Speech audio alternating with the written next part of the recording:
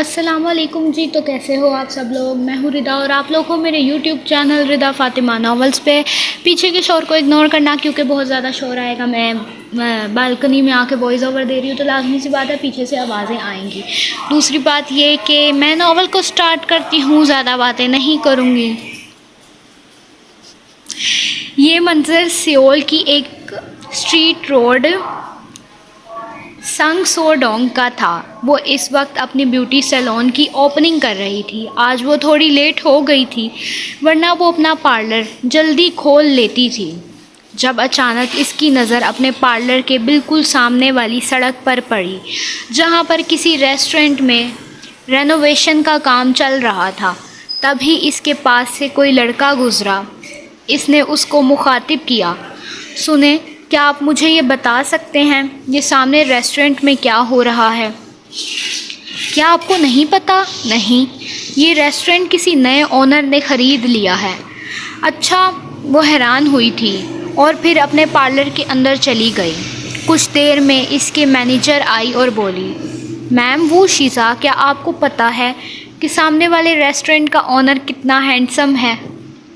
میں نے تو ایسا کچھ نہیں سنا۔ تم نے کیا سنا ہے؟ میں نے تو یہ سنا ہے وہ کسی ہیرو کی طرح دکھتا ہے۔ بہت زیادہ پرکشش ہے وہ لڑکا، اور ابھی تو اس کی عمر بھی نہیں ہے۔ اتنی چھوٹی سی عمر میں اس نے اتنا نام کما لیا ہے۔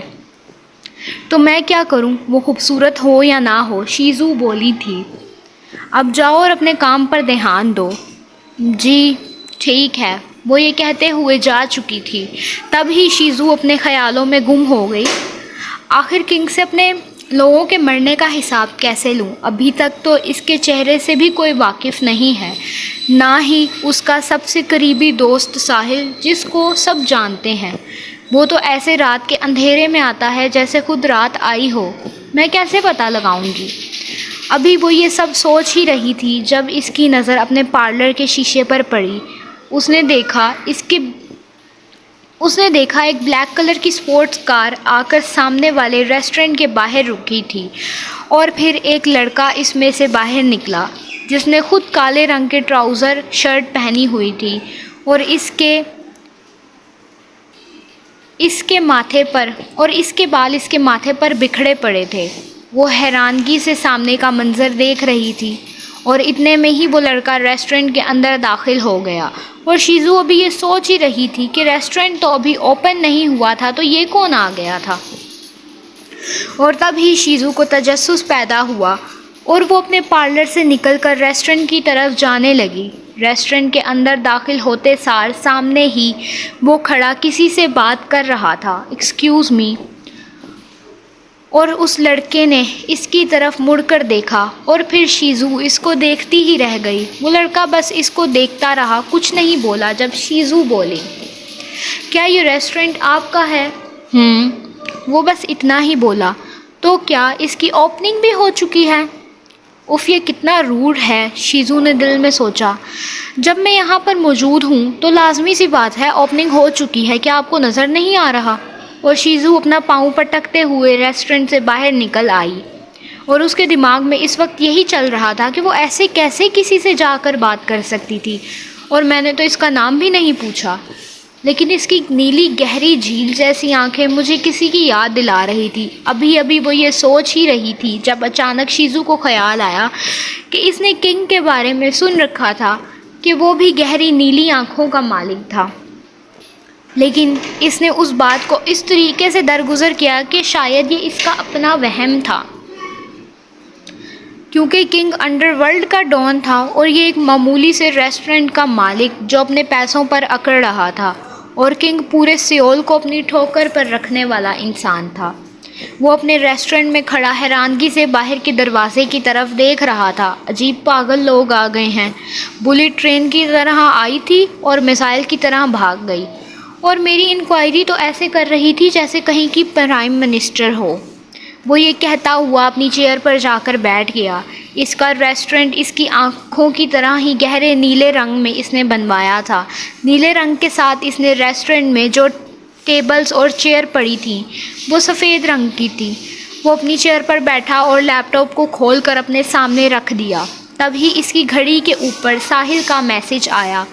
میسج صرف ایک لفظ کا تھا، ٹربل۔ کم وو جن نے اپنے لیپ ٹاپ سے فوراً ساحل کی لوکیشن ٹریس کی۔ وہ اپنے ارد گرد کے کچھ کیمرہ کو بھی اس نے ہیک کیا۔ وہ ایک شیف ہونے کے ساتھ ساتھ انٹرنیٹ کی دنیا کا بھی کنگ تھا۔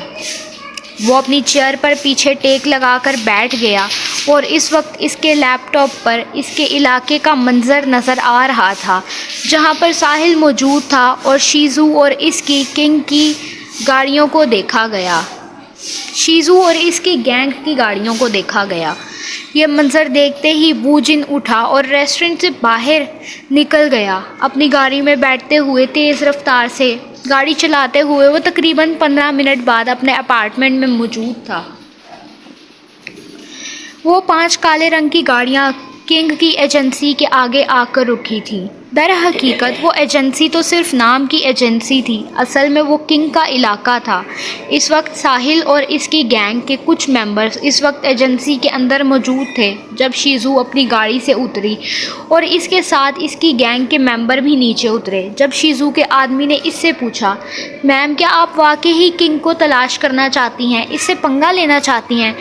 کیا آپ نہیں جانتی کہ اگر اس کو غصہ آ گیا تو ہمارے ساتھ کیا ہو سکتا ہے؟ اور پورا سیول جانتا ہے کہ جب تک کنگ خود نہ چاہے اسے کوئی تلاش نہیں کر سکتا۔ میں اچھے سے جانتی ہوں، اسی لیے ہم اس کے رائٹ ہینڈ ساحل کے پاس آئے ہیں۔ وہ یہ کہتے ہوئے ایجنسی کے دروازے تک جا پہنچی۔ دروازہ کھولتے سار ہی سامنے کا منظر کچھ اس طرح سے دکھائی دے رہا تھا کہ شیزو حیران ہو گئی۔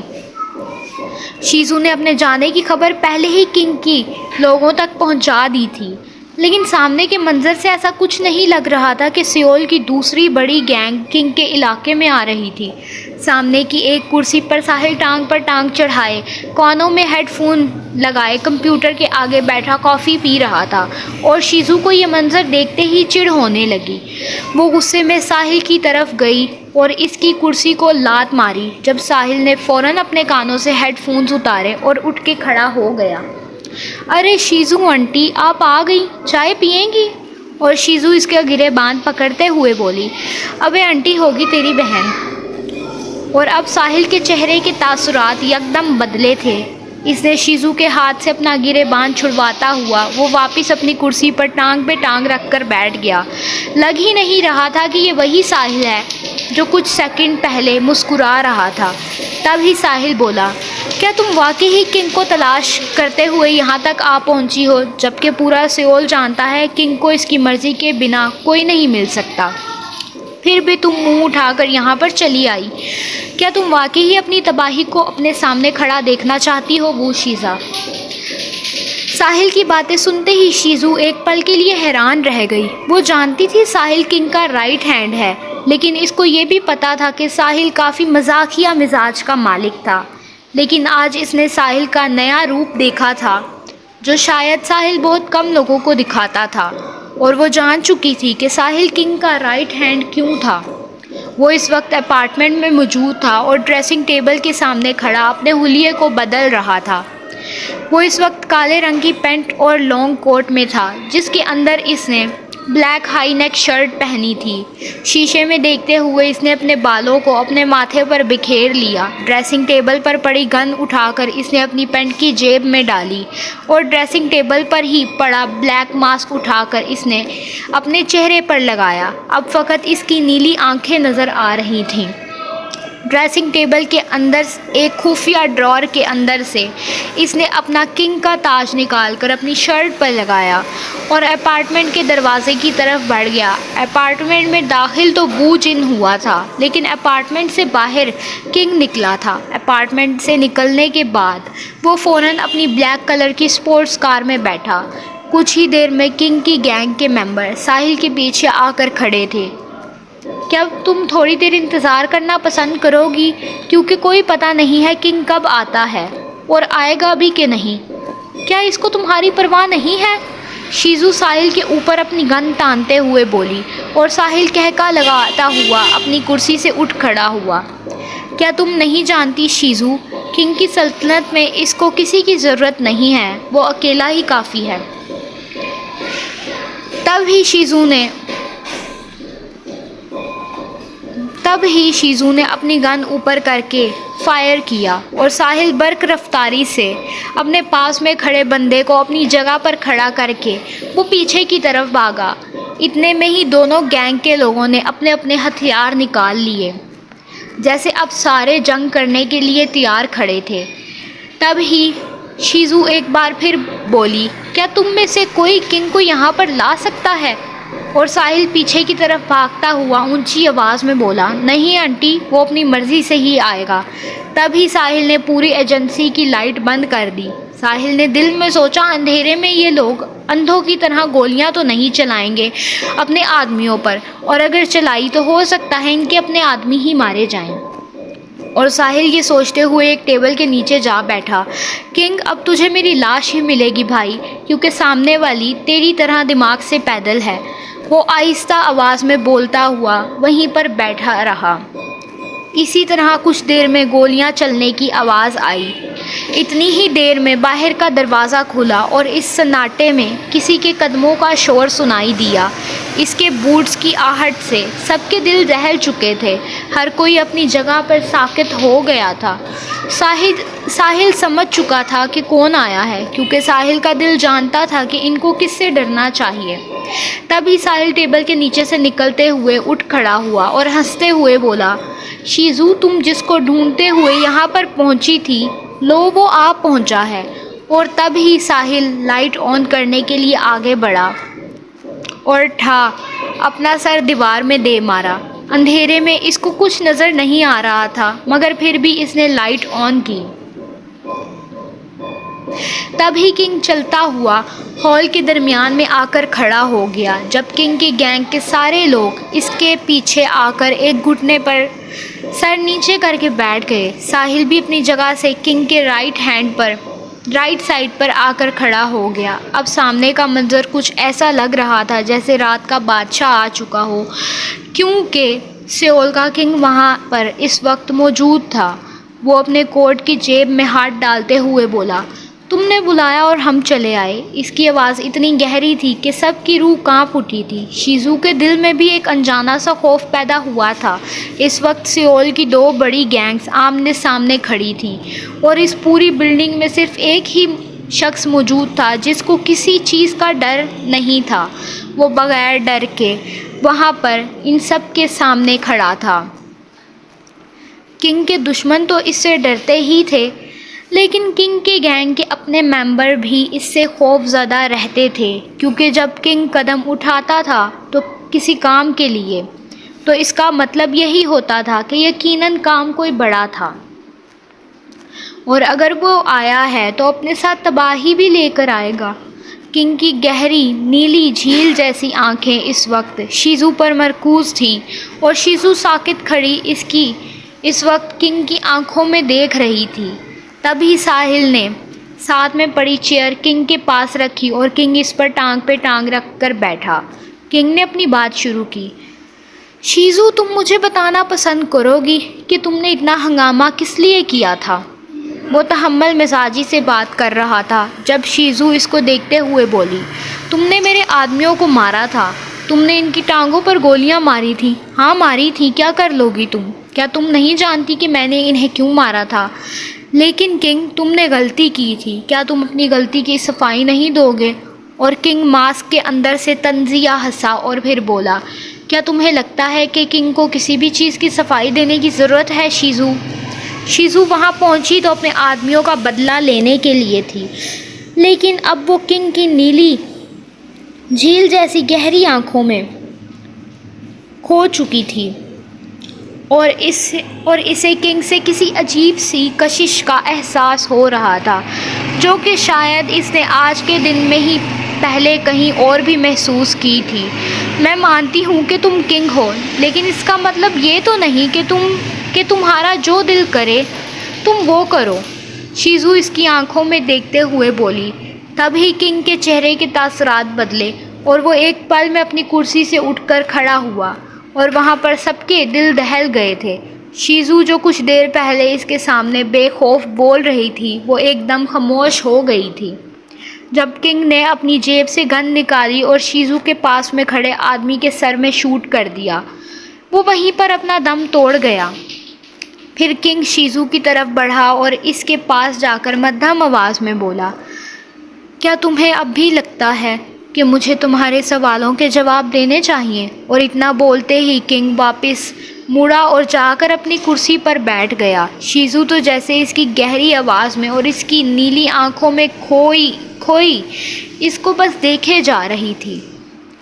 کنگ کے چہرے کی خوبصورتی تو اس کے ماسک نے چھپا رکھی تھی، لیکن اس کی آنکھیں ہی اس کی خوبصورتی بتانے کے لیے کافی تھیں، جو شیزو کے دل کو دھڑکا رہی تھی۔ میرا خیال ہے وہ شیزا، اب کوئی اور سوال نہیں رہتا تمہارے پوچھنے کا، تمہیں جانا چاہیے۔ تبھی پاس میں کھڑا ساحل شیزو کو دیکھتے ہوئے بولا، آنٹی، انکل کے اندر سے کیچپ نکل رہا ہے، آپ کے لیے چپس منگواؤں یا برگر؟ اس نے شیزو کے اس آدمی کی طرف اشارہ کیا جس کو کچھ دیر پہلے کنگ نے گولی ماری تھی۔ شیزو نے غصے سے ساحل کی طرف دیکھا اور ساحل شیزو کو دیکھتے ہوئے ہلکا سا مسکرایا، اور پھر کنگ نے ساحل کی طرف دیکھتے ہوئے اس کو گھوری سے نوازا اور وہ خاموش ہو گیا، اور شیزو باہر کے دروازے کی طرف جانے لگی۔ پھر ایک پل کے لیے کنگ کو مڑ کے دیکھتے ہوئے بولی، تم کنگ ہو میں مانتی ہوں، لیکن میں تمہارے راستے میں آتی رہوں گی، پھر ملاقات ہوگی۔ ہاں کیوں نہیں، اگر تم مجھے ڈھونڈ سکی تو دوبارہ ملاقات ہوگی۔ وہ مسکراتے ہوئے وہاں سے چلی گئی، اور پھر کنگ سوچنے لگا، یہ تو وہی میزائل تھی جو صبح ریسٹورنٹ میں آئی تھی۔ تبھی ساحل کنگ کو دیکھ کر مسکرانے لگا۔ جب کنگ کی نظر اس پر پڑی تو کنگ بولا، تیرے کیوں ہاتھی جیسے دانت باہر نکل رہے ہیں؟ بس ایسے ہی، مجھے لگتا ہے وہ لڑکی تیرے پہ فدا ہو گئی ہے۔ کنگ نے ساحل کو حیرانی سے دیکھا اور پھر بولا، کیا تمہارا دماغ ٹھیک ہے؟ وہ یہاں پر ہمیں مارنے آئی تھی، اگر میں نہ آتا تو تیری لاش ملنی تھی، اور تو کہہ رہا ہے کہ وہ مجھ پہ فدا ہو گئی ہے۔ تو نے یہ نوٹ نہیں کیا کہ وہ تیری آنکھوں میں کھو چکی تھی، اور بس اس کا پورا دھیان تیری آنکھوں پر ہی تھا، جو کہ میں دیکھ رہا تھا۔ آئی تو وہ شہزادی بن کر تھی، پر تجھے دیکھنے کے بعد میرے خیال سے اس نے ملکہ بننے کا سوچ لیا ہے۔ ابھی ساحل یہ بول ہی رہا تھا جب کنگ کا غصہ بڑھتا چلا گیا۔ ساحل نے ایک پل کے لیے اس کی آنکھیں دیکھی اور ایجنسی کے باہر دوڑ لگاتے ہوئے بولا، میں تو اس کو تیری گرل فرینڈ مان چکا ہوں۔ اور کنگ اس کو دیکھتے ہوئے اونچی آواز میں بولا، تو سامنے آ، تجھے میں بعد میں بتاؤں گا۔ اور کنگ کے ممبر بھی یہی بات چیت آپس میں کرنا شروع کر چکے تھے کہ کیا شیزو کنگ کی گرل فرینڈ بنے گی آنے والے وقت میں۔ تبھی کنگ نے پیچھے مڑ کر ان سب کی طرف دیکھا، اور ایک بار پھر سناٹا چھا گیا، اور پھر وہ بنا کچھ بولے ایجنسی سے باہر نکل گیا۔ بیچ کی غلطیوں کو اگنور کرنا، کیونکہ جلدی ایڈٹ کی ہے، بالکل بھی دل نہیں کر رہا تھا میرا ناول ایڈٹ کرنے کو، اور اتنا مزے کا موسم ہو تو کس کا دل کرے گا ناول ایڈٹ کرنے کو؟ بارش کا موسم ہے، ابھی بھی بارش ہو رہی ہے، تو کس کا دل کرے گا بھی ناول ایڈٹ کرنے کو؟ اسی لیے میرا بھی دل نہیں کیا تھا، تو میں نے اتنے دنوں میں نہیں کی تھی، میرے خیال سے 2 دن ہو گئے تھے میں نے نہیں کی تھی۔ اور عشق نور کا آپ لوگوں کو انتظار کرنا پڑے گا۔ آئی نو آپ لوگوں کو تھوڑا سا صدمہ لگے گا کہ میں نے عشق نور پوسٹ کرنی تھی اور میں نے یہ کر دی، تو آپ کو ابھی اسی سے گزارا چلانا پڑے گا۔ اور اگر اس کو آپ لوگوں نے پیار زیادہ دیا تو پھر عشق نور کو میں فیس بک پر PDF کے طور پر پوسٹ کروں گی، لیکن اس سے پہلے یار اس کو بھی اتنا پیار تم لوگوں کو دینا پڑے گا جتنا پیار تم لوگ عشق نور کو دیتے ہو، تو لازمی سی بات ہے پھر ہی میں پوسٹ کروں گی۔ اور باقی کی جو بیچ میں غلطیاں ہوئی ہیں انہیں اگنور مار دینا، ہوتی رہتی ہیں میرے سے غلطیاں، جلدی میں کی تو لازمی سی بات ہے پھر غلطیاں ہوں گی۔ باقی اللہ حافظ۔